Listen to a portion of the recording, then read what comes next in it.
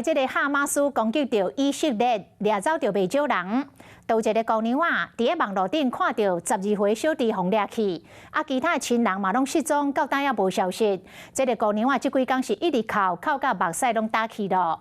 伊来祈求天公伯啊，保庇亲人拢平安。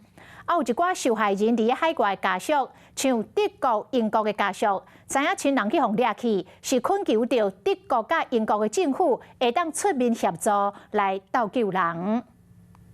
12岁查甫囡仔艾瑞兹·科德隆，就亲像捡目叶掠着鸡仔共款，捡一个汗臭真勇的查甫人硬拖咧行。另外一个查甫人手提枪，镜头内底佫出现一个含科德隆年岁差不多大巴勒斯坦查甫囡仔，伊手提棍仔，掩戏内底一个阿拉伯的查甫人讲，绝对袂当伤害这以色列查甫囡仔。这句话互住伫咧北部的姐姐甲也有希望佫见到家己亲人。And in the video, I see Erez, my younger brother. He had no blood on him, so that's really good, and it gives me really hope.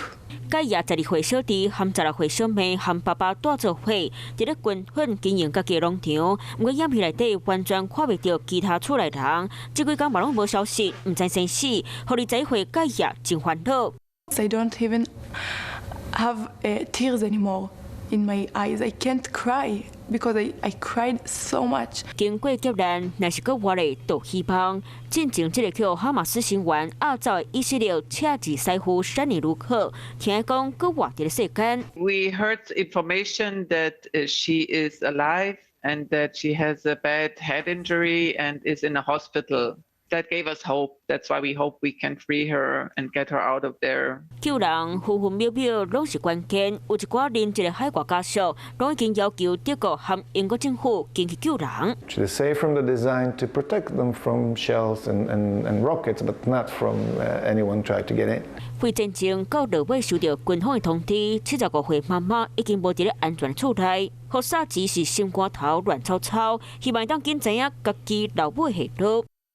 Hello， 我是雷亚，想要抢而先掌握最及时的新闻资讯吗？赶快订阅、按赞、开启小铃铛，锁定华视新闻 YouTube 频道。